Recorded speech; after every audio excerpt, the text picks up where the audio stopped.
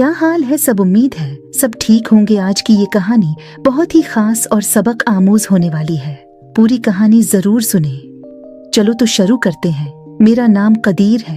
मैं एक दुकान पर काम करता था और मुझे एक दफा मुंशी से काम पड़ गया तो मुंशी साहब ने मुझे कॉल पर कहा कि मेरे घर ही आ जाओ। हम मुंशी साहब के घर गए। दरवाजा खटखटाया। मुंशी साहब की लड़की ने आकर दरवाजा खोला और हमें अंदर बुलाया। हम अंदर चले गए, लेकिन मुंशी अभी तक नजर नहीं आ रहा था और इस वक्त लड़की के साथ हम कमरे में अकेले थे। लड़की है तकल्लुफ थी। मुस्कुराकर बोली, घबराइए नहीं, तशरीफ रखिए। मैंने कहा वो तो ठीक है, मगर मुंशी जी कहाँ गए? तो कहने लगी वो भी आ जाएंगे, क्या उनके बिना डरते हैं?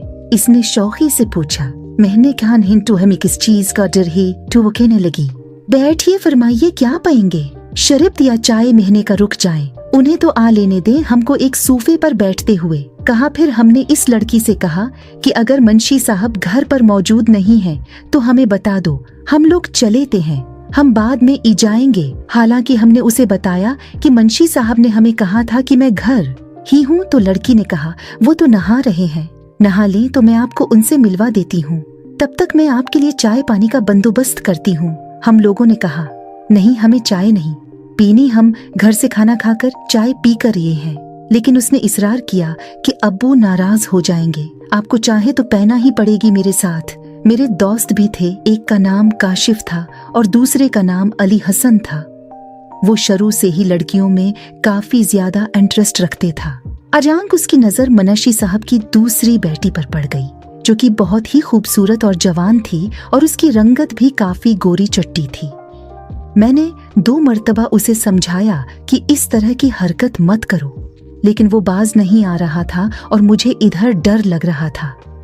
अगर उसने ऐसी वैसी कोई हरकत कर दी तो हम मुंशी साहब को क्या मुंह दिखाएंगे? लेकिन वो लड़की भी उसको देखे जा रही थी, क्योंकि ये इसे इशारे कर रहा था और वो इसे अपनी तरफ बुला रही थी। उसने मौका देखा। हमें पता ही नहीं चला कि अली हुसन कहाँ गायब हो गया।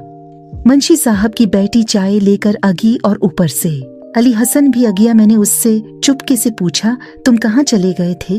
कहने लगा सतारा से मिलने गया था। साले ने कुछ ही टाइम में उसका सारा बायोडेटा निकाल लिया था। हम लोग फिर मुंशी से मिले, बातचीत हुई और वापस आ गए, लेकिन अली हसन सतारा के पीछे ही पड़ गया। सतारा के साथ अकेले में मिलने लगा। तन गुजरते गए मुंशी साहब ने मुझे अली हसन की शिकायत की कि उसे रोक लो, ये ना हो कि कहीं कल को कोई मसीला बन जाए। मैंने अली हसन को समझाया, लेकिन अली हसन ने अपने घर वालों को कहकर मुंशी साहब के घर रिश्ता भिजवा दिया।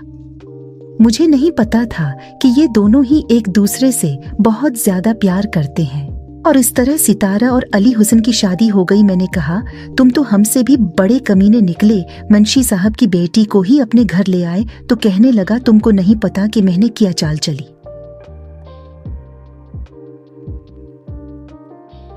प्यारे दोस्तों, अगर आप उस कहानी के मजीद अगले पार्ट देखना चाहते हो तो मेरे चैनल को सब्सक्राइब कर लें ताकि आपको मजीद कहानी सुनने को मिल सके।